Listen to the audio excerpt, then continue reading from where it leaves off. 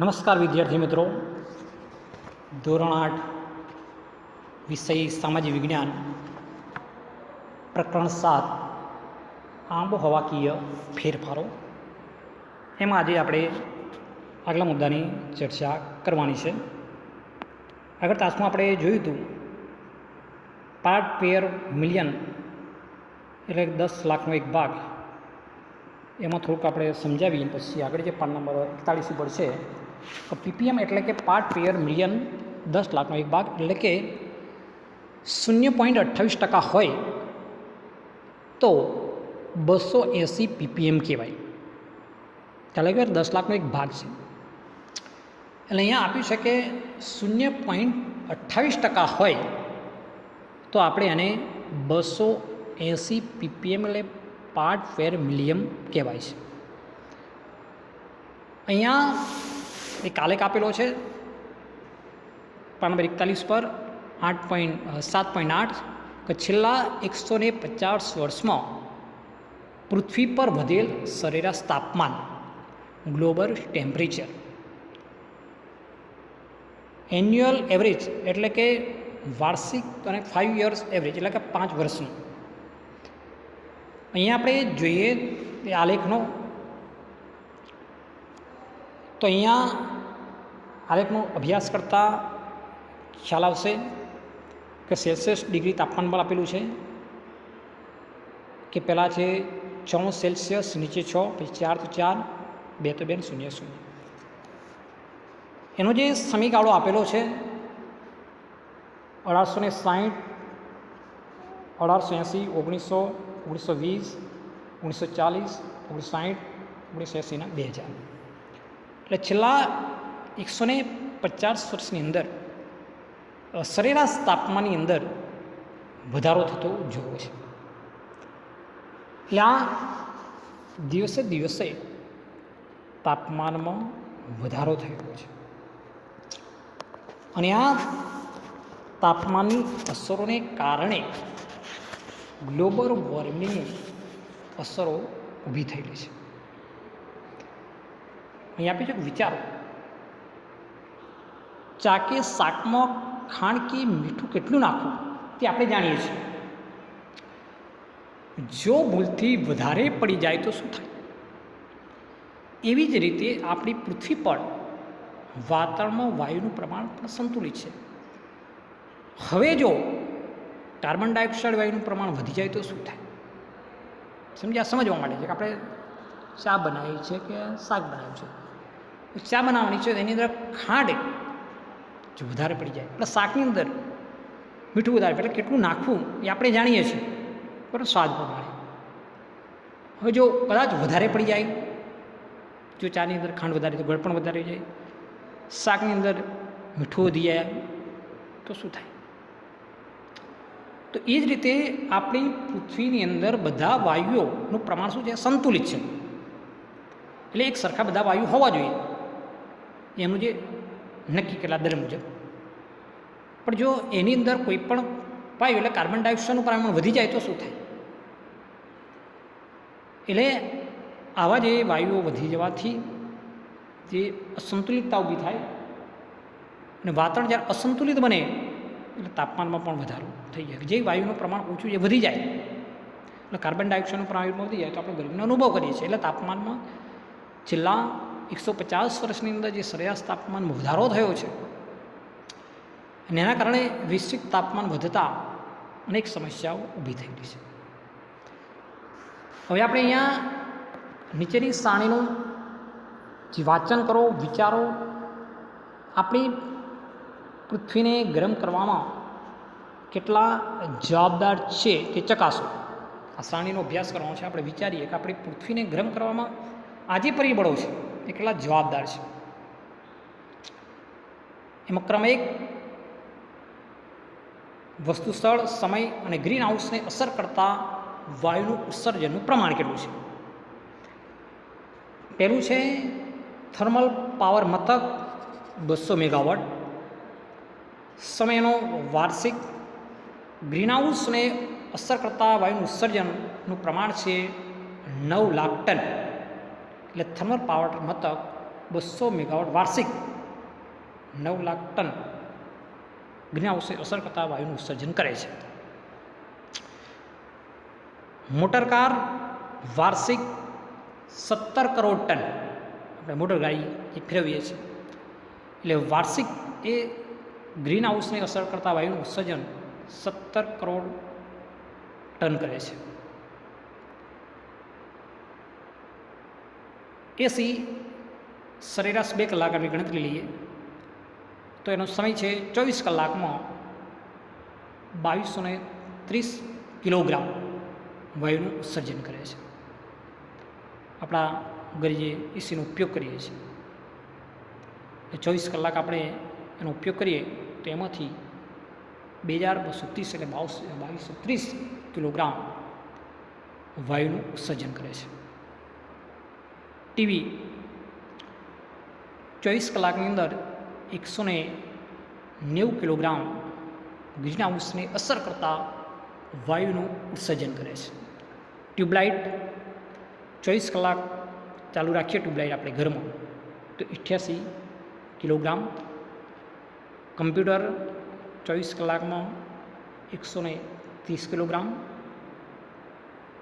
Fridge 24 કલાકમાં 920 kilogram green હાઉસને અસર કરતા વાયુનું ઉત્સર્જન કરે છે. એટલે આપણે આ સાણીનો અભ્યાસ કર્યો, એના પરથી ખ્યાલ આવે કે થર્મલ પાવર સ્ટેશન હોય કે આપણે મોટર ફેરવીએ, ઘરમાં એસી રાખ્યું કે આપણે ટીવી, ટ્યુબલાઇટ, કોમ્પ્યુટર અને ફ્રીજનો જે ઉપયોગ કરીએ છીએ, આ બધા જે ઉપકરણોનો ઉપયોગ કરીએ છીએ એ બધા ગ્રીન હાઉસને અસર કરતા વાયુનું ઉત્સર્જનનું પ્રમાણ વધારે છે. હવે પાન નંબર 42 પર આપણે જોઈએ કે વર્લ્ડ મીટોરિયોલોજિકલ ઓર્ગેનાઇઝેશન WMO એ વિશ્વ હવામાન સંસ્થા છે. સમજી લેજો, આપ પૂછાય તો આપણે જાણી લેવાનું છે કે વર્લ્ડ મેટોરિયોલોજિકલ ઓર્ગેનાઇઝેશન WMO એ વિશ્વ હવામાન સંસ્થાથી તે જણાવે છે કે ઈસવીસન 1850થી આજ સુધીમાં એટલે કે ઈસવીસન 2008ના વર્ષનું સમુદ્ર અને જમીન સપાટી પરનું સંયુક્ત તાપમાન 0.31° હતું. તે ઈસવીસન 1961થી ઈસવીસન 1990ના ગાળાના સરેરાશ તાપમાન કરતાં વધુ હતું. ખ્યાલ આવી ગયો? આપણે ફરી એને સમજી લઈએ કે જે નાની નાની બાબતો છે આ પાઠમાં ખાસ જોવા જેવી છે અને એને આપણે વધારે મહત્વ એમ સમજીશું કે ઈસવીસન 1850થી આજ સુધી એટલે કે ઈસવીસન 2008ના વર્ષનું સમુદ્ર અને જમીન સપાટી પરનું સંયુક્ત તાપમાન 0.31° હતું. તે ઈસવીસન 1961થી ઈસવીસન 1990ના ગાળા દરમિયાન સરેરાશ તાપમાન કરતાં વધારે હતું. હવે આપણે આગળ જોઈએ મિથેન CH4 ઈસવીસન 1750માં 315 ppmમાંથી ઈસવીસન 2005માં 1764 ppm જેટલો ધરખમ વધારો નીચેની કારણે લીધે નોંધાયો છે. સમજવાનું મિથેન વાયુનું પ્રમાણ કેમ વધ્યું છે એ આપણે જે કરીએ કે ઈસવીસન 1750માં જે 315 ppm હતો પાર્ટ પેર મિલિયનની વાત જે કરી અને 2005ની અંદર 1764 જે ધરખમ વધારો થયો છે એ નીચેના કારણો લીધે થયો છે. એ નીચે આપણે આટલું જાણવું જોઈ લઈએ તો એક વ્યક્તિ પ્રતિદિન જે વસ્તુઓ ગ્રહણ કરે છે તેના લગભગ 80% વધુ વાયુ હોય છે એક વ્યક્તિ પ્રતિદિન 22,000 વખત શ્વાસ લે છે. આમ એક વ્યક્તિ પ્રતિદિન ઓક્સિજનયુક્ત વાતાવરણમાંથી 16 કિલોગ્રામ વાયુનું સેવન કરે છે. એટલે વ્યક્તિ એક દિવસમાં 22,000 વખત શ્વાસ લે છે. એક વ્યક્તિ પ્રતિદિન ઓક્સિજનયુક્ત વાતાવરણમાંથી 16 કેજી વાયુનું સેવન કરે છે. થઈ ગયું. મિથેન વાયુની ચર્ચા કરતા આગળ જોઈએ. ક્રમ, કારણ અને મિથેન વાયુનું સર્જન. કે પશુઓના ઉચ્છ્વાસ અને ચયાપચયની ક્રિયા, એટલે પશુઓનો ઉચ્છ્વાસ અને ચયાપચયની ક્રિયા છે એમાં 14 કરોડ ટન મિથેન વાયુનું ઉત્સર્જન પશુઓ કરે છે. પશુઓ પોતાના ઉચ્છ્વાસમાંથી જે ચયાપચયની ક્રિયા, કે ગાળવાની ભાષામાં જે વાગોળવાની ક્રિયા કરે છે પશુ, તો એમાંથી 1400 કરોડ ટન મિથેન વાયુનું ઉત્સર્જન થાય છે. ડાંગરીની ખેતી 15 કરોડ ટન મિથેન વાયુનું ઉત્સર્જન થાય છે. ડાંગરની ખેતી કરીએ તો એમાંથી 15 કરોડ ટન મિથેન વાયુનું ઉત્સર્જન થાય છે. ત્રીજું છે સેન્દ્રિય કચરો સડવાથી 7 કરોડ ટન મિથેન વાયુનું ઉત્સર્જન થાય છે. તો વિચારો, પશુઓ, ડાંગરની ખેતી અને સેન્દ્રિય ખાતર જે કચરો છે એના સડવાથી મિથેન વાયુનું ઉત્સર્જન થાય છે. હવે વિચારો 1750થી લઈને 2005 સુધીમાં એનો જે વધારો થયો છે, ધરખમ વધારો, આ 3 કારણો આપ્યા છે. હવે આપણે આગળ જોઈએ નાઇટ્રેટ ઓક્સાઇડ. નાઇટ્રેટ ઓક્સાઇડનું પ્રમાણ 270 ppmથી વધીને હાલ 319 ppm થયું છે. એટલે નાઇટ્રેટ ઓક્સાઇડનું પ્રમાણ પણ વધ્યું છે. પછી આગળ છે chlorofluorocarbon, CFC, foam, plastic, fridge, AC circuit surgeon, aerosol spray, એટલે કે 1 માઇક્રોથી 10 માઇક્રોન આકાર ધરાવતા સૂક્ષ્મ કણોને એરોસેલ કહે છે. 8મા રકાશમાં બધી એરોસેલ કોને કહેવાય પ્રશ્ન પૂછાય છે. તો 1 માઇક્રોથી 10 માઇક્રોન આકાર ધરાવતા સૂક્ષ્મ કણોને એરોસેલ કહે છે. એટલે CFC એટલે chloroform carbon, foam, plastic, fridge, AC circuit surgeon, aerosol spray વગેરેના માધ્યમથી, એટલે વગેરેના ઉપયોગથી CFCમાં વધારો થાય છે. એટલે CFC કે ક્લોરોફ્લોરા કાર્બન વધવાનું કારણ શું? ક્લોરોફ્લોરા કાર્બનનું વાયુનું પ્રમાણ સાથે વધે છે, તો ફોમ, પ્લાસ્ટિક, એસી, ફ્રીજ, એરોસ્પેલ આ વગેરેના ઉપયોગથી CFCનું પ્રમાણ વધે છે. ખ્યાલ આવી ગયો? હવે બીજો મુદ્દો છે, આપણે જાણો એમાં જોઈ લઈએ. 23 જાન્યુઆરી 1995ના યુએનના સંયુક્ત ઠરાવથી દર વર્ષે 16 સપ્ટેમ્બરને ઓઝોન દિવસ તરીકે ઉજવવામાં આવે છે. એટલે હમણાં કહ્યું 16 સપ્ટેમ્બર એને વિશ્વમાં દર વર્ષે ઓઝોન દિવસ તરીકે ઉજવવામાં આવે છે. એટલે 23મી જાન્યુઆરી 1995માં યુએનના સંયુક્ત ઠરાવથી 16 સપ્ટેમ્બરને ઓઝોન દિવસ તરીકે ઉજવવામાં આવે છે. બીજું છે 2007નું વર્ષ 1980 પછીનું સૌથી વધુ ગરમ હતું. એટલે 2007નું વર્ષ એટલે 1980 પછીનું સૌથી વધુ ગરમ વર્ષ હતું. એટલે આપણે અહીંયા મિથેન વાયુ, નાઇટ્રેટ ઓક્સાઇડ અને ક્લોરોફ્લોરા કાર્બન CFC વાયુની ચર્ચા કરી. હવે આ આપણે આગળ મુદ્દાની ચર્ચા કરીએ ગ્લોબલ વોર્મિંગની અસરો, કે ગ્લોબલ વોર્મિંગની કેવી કેવી અસરો થાય છે એની આપણે તબક્કાવાર ચર્ચા કરવાની છે. હવે આજે વાયુઓનું પ્રમાણ વધ્યું એના કારણે ગ્લોબલ વોર્મિંગની અસરો ઊભી થઈ છે. તો આપણને કેવી કેવી અસરો થાય છે એની ચર્ચા કરીએ. એટલે મુદ્દો છે ગ્લોબલ વોર્મિંગની અસરો. વનસ્પતિની ઉત્પત્તિ, તેમની વૃદ્ધિનો સમય અને આયુષ્યમાં ફેરફાર આવી રહ્યા છે.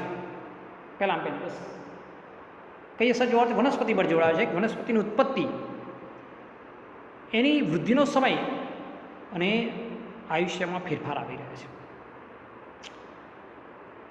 પક્ષીઓની અમુક જાતિઓ લુપ્ત રહી રહી છે. દાખલા તરીકે ચકલી અને ગીધ. એટલે ગ્લોબલ વોર્મિંગની અસરના કારણે આપણા ઘર આંગણાનું પક્ષી છે ચકલી એ આજે લુપ્ત થવાના છે. આપણો સફાઈ કામદાર, કુદરતનો સફાઈ કામદાર કહીએ છીએ એ ગીધ, આજે આ પક્ષીઓની અમુક જાતિઓ આજે લુપ્ત થઈ રહી છે. એટલે હમણાં તો સાપુતારાના કેટલાક વિસ્તારની અંદર ગીધ જોવા મળેલા. ચોમાસાની ઋતુ દરમિયાન અમુક જગ્યાએ ચકલીઓ પણ જોવા મળે છે. પણ આ શું છે, આ જાતિઓ અત્યારે અમુક લુપ્ત થઈ રહી છે ગ્લોબલ વોર્મિંગની અસરોના કારણે.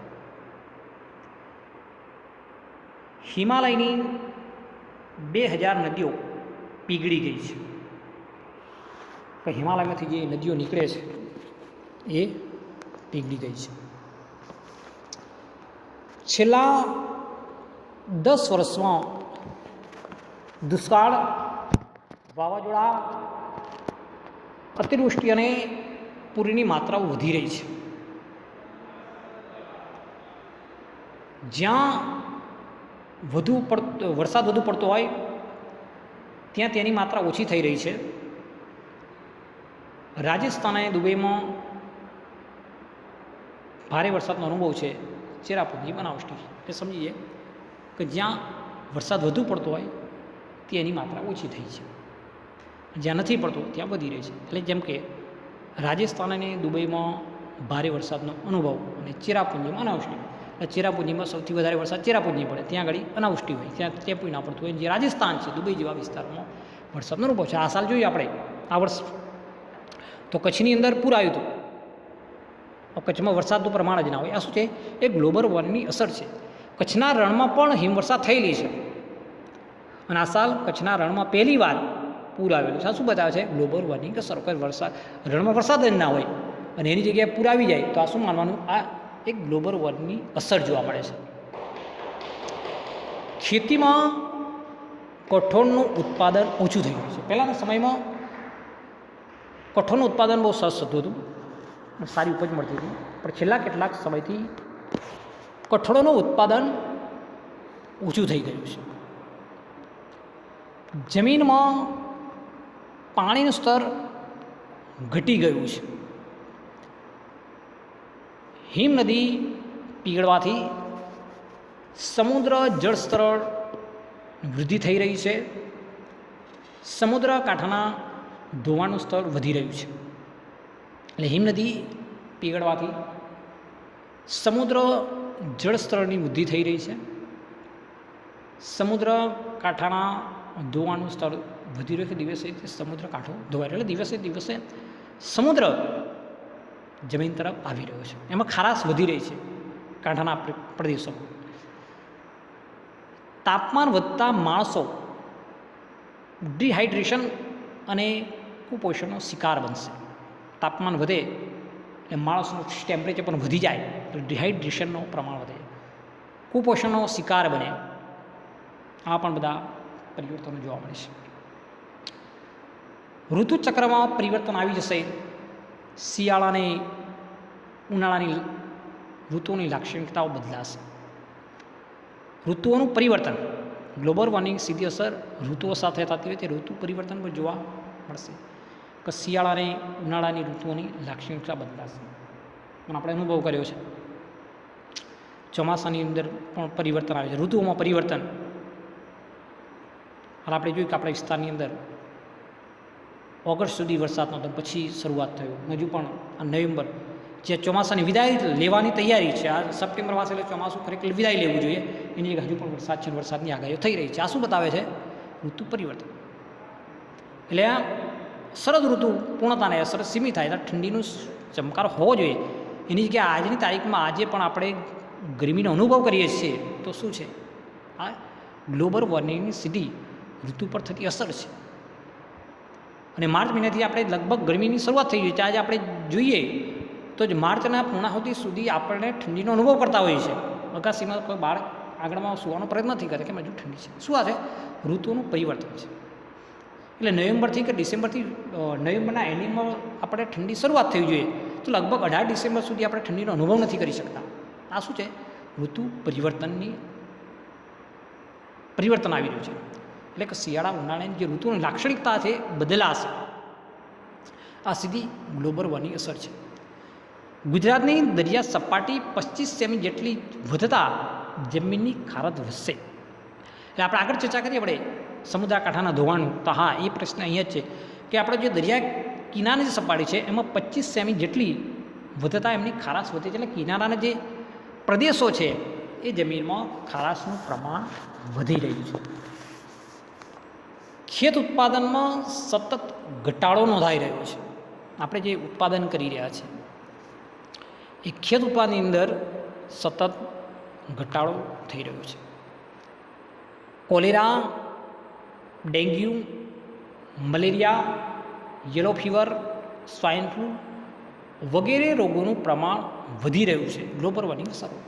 કોલેરા, ડેન્ગ્યુ હોય, મલેરિયા હોય, યલો ફીવર, સ્વાઇન ફ્લૂ અને એવડા પાછો કોરોના આવ્યો.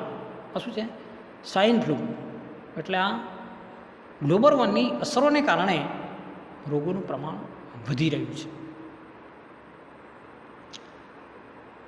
માલદીવ, બાંગ્લાદેશ, ફિલિપાઇન્સ ટાપુઓ, વેસ્ટ ઇન્ડિઝ ટાપુઓ અને ઓસ્ટ્રેલિયા ખંડના કાંઠાના વિસ્તારો ડૂબમાં જશે. કે જે ટાપુઓ છે, માલદીવ ટાપુ છે, બાંગ્લાદેશ, ફિલિપાઇન્સના ટાપુઓ, વેસ્ટ ઇન્ડિઝ ટાપુ અને ઓસ્ટ્રેલિયા ખંડના કાંઠાના વિસ્તારો ડૂબમાં જશે. કે દિવસે દિવસે દરિયો વધી રહ્યો છે. એનો કહેવાનો મતલબ એ થયો કે દિવસે દિવસે દરિયાનું પાણી, તેનો વિસ્તાર એ કાંઠા તરફ આવી રહ્યો છે. ગ્રીનપીસ સંસ્થા મુજબ ઈસવીસન 2100માં ગુજરાતમાં વસતા આશરે 55 લાખ લોકોને સ્થળાંતર કરવું પડશે. ગ્રીનહાઉસ સંસ્થાનો જે અહેવાલ છે એ સંસ્થાએ કહ્યું છે કે 2000 એટલે ઈસવીસન 2100માં ગુજરાતમાં વસતા આશરે 55 લાખ લોકોને સ્થળાંતર કરવું પડશે. એટલે આપણે જે કંઈ દરિયાકાંઠે વિસ્તાર, નદી કિનારા વિસ્તારમાં જે લોકો વસે છે એમનું સ્થળાંતર કરાવવું પડશે. વૈશ્વિક તાપમાનમાં વધારાને લીધે ફૂલો ખુશ્બો ગુમાવી રહ્યા છે. ગ્લોબલ વોર્મિંગનું જે તાપમાન વધી રહ્યું છે એના કારણે ફૂલો પોતાની ખુશ્બુ ગુમાવી રહ્યા છે. દેખાય સરસ મજાના, આપણે એમાં સુગંધ ના હોય, એ ખુશ્બુ ગુમાવી રહ્યા છે. મધપૂડા હવે નામશેષ થઈ રહ્યા છે. મધપૂડા હવે જોવા મળતા નથી. એટલે ગ્લોબલ વોર્મિંગની સીધી અસરો આ પ્રમાણે જોવા મળે છે. અને એના કારણે એ સીધી અસરો માનવ જીવનને થતી હોય છે, એટલે જીવજંતુને થતું હોય, વનસ્પતિને થતી હોય. અને આ બધી અસરોના કારણે આપણું જે માનવ જીવન છે એ એટલે ગ્લોબલ વોર્મિંગની આપણે અસરો જોઈ. એમાં વનસ્પતિની ઉત્પત્તિ, વૃદ્ધિ સમય, આયુષ્યમાં ફેરફાર, પક્ષીઓ લુપ્ત થઈ રહ્યા છે, નદીઓ પીગળી રહી છે, દુષ્કાળ, વાવાઝોડા, અતિવૃષ્ટિ, પૂરની માત્રા વધી રહી છે, જ્યાં ઊંચો વરસાદ ત્યાં વધુ પડે અને વધુ હોય ત્યાં ઓછો પડે, કઠોળનું ઉત્પાદન, પાણીનું સ્તર ઘટી જવું, તાપમાનમાં વધતા હાઇડ્રેશન અને કુપોષણનો શિકાર, ઋતુઓમાં પરિવર્તન આવી જાય, જમીનમાં ખારાશ વધી જાય, ખેતીમાં સતત ઘટાડો થઈ રહ્યો છે, પછી રોગોનું પ્રમાણ વધી રહ્યું છે, વૈશ્વિક તાપમાન વધતા ફૂલો પોતાની ખુશ્બુ ગુમાવી રહ્યા છે. અને મધપૂડા હવે નામશેષ. પહેલાં જેવા મધપૂડા જોવા મળતા હતા ઠેર ઠેર, એ હાલમાં હવે મધપૂડા જોવા મળતા નથી. એટલે આવી બધી ગ્લોબલ વોર્મિંગની અસરો જોવા મળે છે. પાન નંબર 44 ઉપર ચિત્ર 7-10 જુઓ. તેના થકી CO2નું ઉત્સર્જન થાય તેની નોંધ કરો. એટલે ચિત્ર 7-10 આપ્યું છે. પૃથ્વી પર તાપમાનમાં વધારતા પરિબળો અહીંયા આપેલી છે, પૃથ્વી આપેલી છે, અહીંયા ફ્રીજ, એસી, અહીંયા ઉદ્યોગો, થર્મલ પાવર સ્ટેશન છે,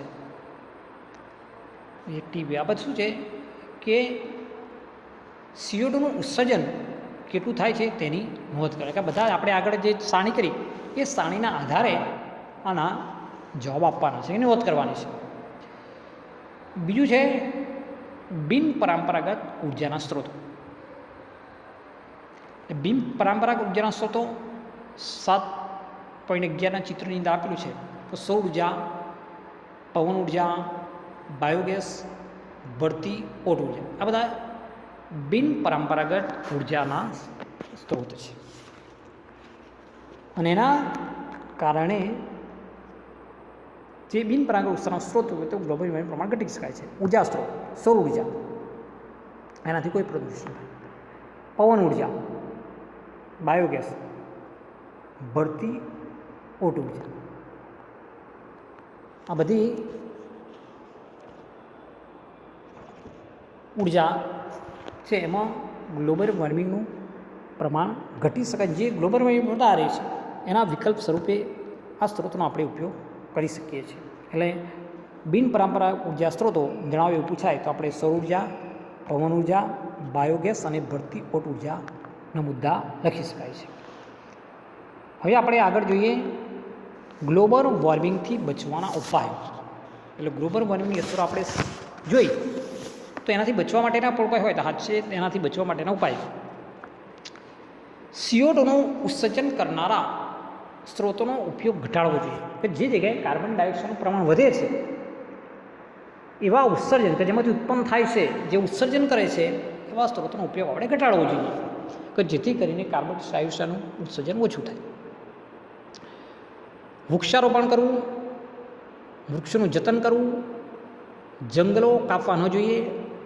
વનીકરણથી કાર્બન ઓછો થાય છે. એટલે ગ્લોબલ વોર્મિંગની અસરથી બચવા માટે આપણે વૃક્ષારોપણ કરવું, વૃક્ષોનું જતન કરવું, જંગલો ન કાપવા જોઈએ. અને વનીકરણ શું થાય, કાર્બન ઓછો થાય છે. એટલે વૃક્ષોનું વાવેતર કરવું. એટલે ઘણીવાર કોઈના જન્મદિવસ, મરણતિથિ પર આપણે એક વૃક્ષનું વાવેતર કરીએ અને જે વૃક્ષોનું વાવેતર કર્યું છે એનું જતન કરવી. જંગલો જે કપાઈ રહ્યા છે આડેધડ એ વૃક્ષ કપાવવા જોઈએ નહીં. એટલે વનીકરણથી કાર્બન ઓછો થાય છે. આપણે જાણીએ છીએ કે વનસ્પતિ આપણને ઓક્સિજન વાયુ પૂરો પાડે છે, પણ એનું જે કાપી નાખવામાં આવે, એનું જતન કરવા, વૃક્ષનું રોપણ કરવામાં ના આવે તો આપણને ઓક્સિજન પૂરતા પ્રમાણમાં ન મળે અને કાર્બન ડાયોક્સાઇડ વધી રહે. તો આપણે કાર્બન ઓછો કરવા માટે વનીકરણની યોજના દાખલ કરવી જોઈએ. એટલે આપણા ઘરની આજુબાજુ કોઈ પણ જગ્યાએ વૃક્ષનું વાવેતર કરવું. વૃક્ષારોપણના કાર્યક્રમો આપણા દેશની અંદર ઘણા બધા થાય છે. ચોમાસા દરમિયાન વન સપ્તાહ ઉજવવામાં આવે છે, પર્યાવરણ દિન ઉજવવામાં આવે છે. તે વૃક્ષોના જતન માટે લોકોમાં જાગૃતિ આવે એવા કાર્યક્રમો કરીને ગ્લોબલ વોર્મિંગથી બચવાના પ્રયત્નો કરવા જોઈએ. પોલિથીન બેગનો ઉપયોગ ટાળવો જોઈએ. આજે દિવસે દિવસે પોલિથીન બેગનો જે ઉપયોગ વધી રહ્યો છે એનો ઉપયોગ ઘટાડવો છે. કારણ કે એ નાશ પામતી નથી. એ વર્ષો દરમિયાન જમીનમાં ડાય લેવા છે, જમીનનું પ્રદૂષણ હતી. પોલિથીન બેગનો ઉપયોગ આપણે ટાળવો જોઈએ. એટલે કાગળની અથવા કાપડની થેલીનો ઉપયોગ કરીએ તો વધારે સારું છે. ખાતર અને જંતુનાશક દવાઓનો વિવેકપૂર્વક ઉપયોગ કરવો જોઈએ. આપણે ખેતરોની અંદર વધારે ઉપજ મેળવવા માટે, વધારે આર્થિક લાભ થાય એ માટે ખાતર અને જંતુનાશક દવાઓનો અધડ જે ઉપયોગ કરવામાં આવે છે કે વિવેકપૂર્ણ ઉપયોગ કરવો. કે જે ખાતર કેટલું કઈ ખેતીમાં કેટલી મર્યાદામાં માત્રામાં આપવું એ આપણે નક્કી કરવાનું છે. એટલે આડેધડ ઉપયોગ, વિવેકપૂર્ણ ઉપયોગ. એક વીઘાની અંદર કે એક હેક્ટરની અંદર જે પાક કર્યો છે એ પાકને કેટલું ખાતર જોઈએ છે એટલું જ ખાતર આપણે નાખવું જોઈએ. જંતુનાશક દવાઓનો ઉપયોગ, કે જીવાત કે કંઈ પડ્યું છે તો એને નાશ કરવા માટે એની જે માત્રા આપેલી હોય એ જ માત્રાની અંદર પાકની અંદર દવાનો છંટકાવ આપણે કરવો જોઈએ કે જેથી કરીને ગ્લોબલ વોર્મિંગ અસરથી બચી શકાય છે. વધારે પડતો તમે ઉપયોગ કરો તે પર્યાવરણને નુકસાન છે, એ નુકસાન સીધે સીધું આપણને છે. સમુદ્રમાં લોહ કણોનો છંટકાવ કરવો, જેથી પ્લેન્કટન નામના તરલ જીવોનો વિકાસ થાય અને તે પ્રકાશ સંશ્લેષણની ક્રિયા માટે કાર્બન ડાયોક્સાઇડનો ઉપયોગ કરતા હોવાથી ગ્લોબલ વોર્મિંગથી બચી શકાય છે. એટલે સમુદ્રની અંદર લોહ કણો હોય તો એનો શું કરવો જોઈએ? છંટકાવ કરવો જોઈએ, જેથી પ્લેન્કટન નામના તરલ જીવોનો વિકાસ થાય અને તે પ્રકાશ સંશ્લેષણની ક્રિયા માટે કાર્બન ડાયોક્સાઇડનો ઉપયોગ કરતા હોવાથી ગ્લોબલ વોર્મિંગની અસરથી બચી શકાય છે. સજીવ ખેતી અપનાવી, લીલો પ્રવાસ અને છાણિયું ખાતર વાપરો. જે રાસાયણિક ખાતરનો ઉપયોગ કરીએ એનાથી આપણને પર્યાવરણની વાતાવરણ નુકસાન થાય. આપણે જે સજીવ ખેતી, લીલો પ્રવાસ કે છાણિયું ખાતર આપણે વાપરીએ તો ગ્લોબલ વોર્મિંગ અસરથી બચી શકે છે. પશુઓના ખોરાકમાં બાયોટિક ભેળવવા, તેથી પશુઓના જઠરમાં મિથેન પેદા કરતા બેક્ટેરિયા અંકુશ રહે છે. આપણે આગળ જોયું કે મિથેન વાયુનું ઉત્સર્જન થાય છે પશુઓની શ્વાસોચ્છ્વાસની ક્રિયા અને ચયાપચયની ક્રિયા દ્વારા.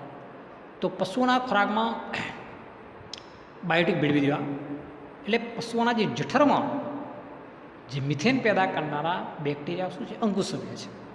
એટલે મિથેન વાયુનું પ્રમાણ ઘટી શકે. ઘર ઉપયોગી સાધનોનો વિવેકપૂર્ણ ઉપયોગ કરવો જોઈએ. પરિવહનના સાધનોનો વિવેકપૂર્ણ ઉપયોગ કરવો, એટલે ઘરની અંદર આપણે જે કંઈ સાધનો ઉપયોગ કરીએ છીએ એનો વિવેકપૂર્ણ ઉપયોગ કરવો જોઈએ. જે કંઈ સાધનો ઉપકરણો આપણે વાપરીએ છીએ અને એ વાતાવરણની અંદર ગ્લોબલ વોર્મિંગ કરતાં વાયુનું ઉત્સર્જન કરે છે તો એનો વિવેકપૂર્ણ ઉપયોગ કરવો. પરિવહનના સાધનોનો પણ વિવેકપૂર્વક ઉપયોગ કરવો. જે આપણે અવર જવર માટે જે વાહનો વાપરીએ છીએ એ વાહનોનો પણ યોગ્ય રીતે વિવેકપૂર્વક ઉપયોગ કરવો. વસ્તી વૃદ્ધિ અટકાવી, એટલે વસ્તી નિયંત્રણ માટેના કાર્યક્રમો દ્વારા સામાજિક જાગૃતિ હેઠળ વસ્તી વૃદ્ધિને અટકાવી. વીજળીની બચત માટે હવા ઉજાસ કુદરતી રીતે ઉપલબ્ધ બને તેવી વ્યવસ્થા કરવી જોઈએ. તો વીજળી બચત આપણે ઘણી વખત હવા ઉજાસ માટે કે પ્રકાશ માટે કરતા હોય, પણ આપણે હવા ઉજાસ માટે કુદરતી રીતે ઉપલબ્ધ બને અને વીજળીની બચત થાય એવા પ્રયત્ન કરવા જોઈએ. ઇકો ફ્રેન્ડલી કાગળનો વપરાશ વધારવો, એટલે આપણે જે બીજા કાગળનો ઉપયોગ કરીએ છીએ એની જગ્યાએ ઇકો ફ્રેન્ડલી કાગળનો વપરાશ વધારવો. ઘરની આજુબાજુ છોડ અને વૃક્ષનો ઉછેર કરવો. કુદરતી સંપત્તિનો વિવેકપૂર્ણ ઉપયોગ કરવો, કે આપણે રહીએ છીએ તો આપણી ઘરની આજુબાજુ ફૂલ છોડ વૃક્ષનો ઉછેર કરવો. એનાથી આપણું વાતાવરણ સરસ મજાનું રહે અને કાર્બનનું પ્રમાણ ઘટે અને આપણને ઓક્સિજન મળી રહે. કુદરતી સંપત્તિનો વિવેકપૂર્ણ ઉપયોગ કરવો, કે આપણને જે કુદરતી સંપત્તિ પ્રાપ્ત થઈ, અમૂલ્ય સંપત્તિ પ્રાપ્ત થઈ છે એનો યોગ્ય ઉપયોગ કરવો. પેટ્રોલિયમ પેદાશોનો વિવેકપૂર્ણ ઉપયોગ કરવો, કે આપણને જે પેટ્રોલિયમ પેદાશો જે મળી છે એનો પણ વિવેકપૂર્ણ ઉપયોગ કરવો. પાણીનો કરકસરભર્યો ઉપયોગ કરવો, જે પાણીનો ઉપયોગ જે કરી રહ્યા છે એનો પણ કરકસરભર્યો ઉપયોગ, જેટલું પાણી જોઈએ એટલાનો જ ઉપયોગ આપણે કરવો જોઈએ. વરસાદી પાણીનો સંગ્રહ કરવો, કે ચોમાસા દરમિયાન જે પાણી વહી રહ્યું છે એનો ઉપયોગ કરવો જોઈએ. સીએનજીનો વપરાશ વધારવો જોઈએ, કે આપણે સીએનજીનો જે ઉપયોગ કરીએ છીએ એનો વપરાશ આપણે દિવસે દિવસે વધારવો જોઈએ. એટલે ગ્લોબલ વોર્મિંગની જે બચવાના ઉપાયો છે એ બધા જ ઉપાયોનો આપણે ચર્ચા કરી એ મુજબ દરેકના મુદ્દાની આપણે વ્યવસ્થિત ચર્ચા કરી છે એ મુજબ આપણે લખવાનું છે. એટલે આ ગ્લોબલ વોર્મિંગથી બચવાના ઉપાયો બધા આપણે જોયા. હવે આપણે વિચારવાનું છે કે તાપમાનમાં થતી વૃદ્ધિની અસરથી બચવા આપણા રહેઠાણો કેવા હોવા જોઈએ. વિચારો કે આપણે તાપમાન વધી રહ્યું છે, તો તાપમાનથી જે વૃદ્ધિની અસર બચવા માટે આપણે કેવા રહેઠાણો હોવા જોઈએ, આ એક મુદ્દો છે. અને બીજું એક જાણવા જેવું છે, 1 ટન કાગળ બનાવવા માટે 4400 કિલોવોટ વીજળી, 30,000 લીટર પાણી અને 11 વૃક્ષના લાકડાનો માવો વપરાય છે 1 ટન કાગળ બનાવવા માટે. વિચારો કેટલું થાય? 4400 કિલોવોટ વીજળી, 30,000 લીટર પાણી અને 11 વૃક્ષના લાકડાનો માવો વપરાય છે. હવે આપણે આગળ મુદ્દો જોઈએ, પર્યાવરણને બચાવવા વૈશ્વિક નીતિ કે માનવ પોતાની પ્રવૃત્તિઓથી પર્યાવરણનો વિનાશ કરી રહ્યો છે એવું વિશ્વને સમજાવતા ઈસવીસન 1972માં સ્વીડનના પાટનગર સ્ટોકહોમ ખાતે પર્યાવરણ બચાવવા બેઠક મળી. ત્યારબાદ બ્રાઝિલના રિયો ડી જાનેરો ખાતે પૃથ્વી સંમેલન મળ્યું. ગ્લોબલ વોર્મિંગ સંદર્ભે વિશ્વ સ્તરે ડિસેમ્બર 2009માં ડેનમાર્કની રાજધાની કોપનહેગનમાં એવું નક્કી કરવામાં આવ્યું હતું કે વિકસિત રાષ્ટ્રો કાર્બન કટ એટલે કે ગ્રીન હાઉસને અસર કરતા વાયુ ઉત્સર્જન ઘટવાની નીતિ સ્વીકારતા નથી. વિકાસશીલ રાષ્ટ્રો ગ્રીન હાઉસને અસર કરતા વાયુ ઉત્સર્જન ઘટાડવા માટે દબાણ કરી રહ્યા છે અને વિકાસશીલ દેશોના વિકાસ માટે $100 અબજ સહાય આપવી એવું નક્કી કરાવ્યું. આ બેઠકની અંદર 45 દેશોના 59 જેટલા સંશોધન પેપર્સ દ્વારા વિશ્વના નેતાઓને બદલાતી આબોહવા માટે ગંભીરપણે વિચાર કરતા કરવામાં આવે. વિશ્વમાં સરેરાશ નાગરિક 4.5 મેટ્રિક ટન કાર્બન છોડે છે.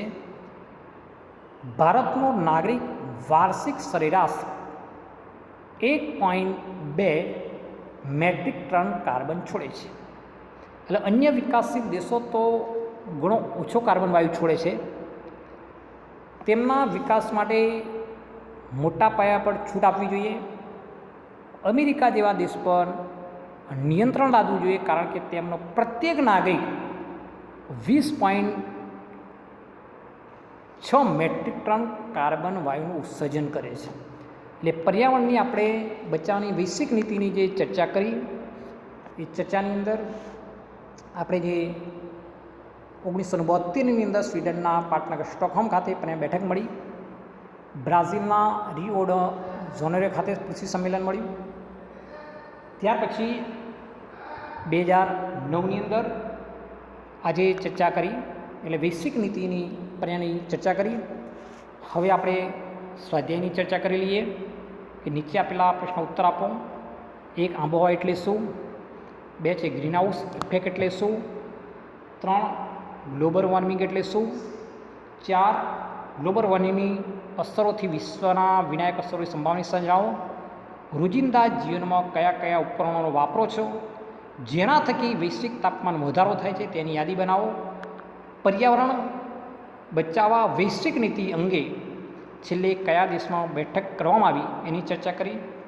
ત્યાર પછી બીજા પ્રશ્નમાં 4 ખાલી જગ્યા છે, ટૂંકનો જ છે.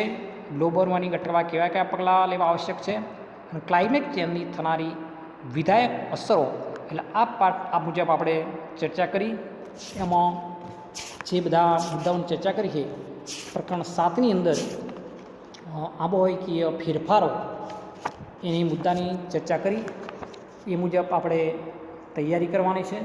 એમાં ગ્લોબલ વોર્મિંગની અસરો સમજાવી, ગ્લોબલ વોર્મિંગથી બચવાના ઉપાયો સમજાવ્યા અને ત્યાર પછી પર્યાવરણની બચવાની વૈશ્વિક નીતિ અંગેની ચર્ચા કરી અને સ્વાધ્યાયની જે ચર્ચા કરી છે કે એના જે પ્રશ્નો છે એની ખાલી જગ્યા છે, એની ટૂંકનો જ છે, એ તમારે જે PDF અહીંયા આપવામાં આવે એ PDF મુજબ તમારે તૈયારી કરવાની, એ પ્રમાણે લખવાનું અને પાઠ્યપુસ્તક અને PDF બંનેનો અભ્યાસ કરશો તો તમને ઘણી સરળતા હશે અને જે પ્રશ્નો સ્વાધ્યાય આપવામાં આવે એ તમારે લખવાના રહેશે. આ તાસમાં આ પાઠ આપણે પૂર્ણ કરીએ છીએ. અસ્તુ.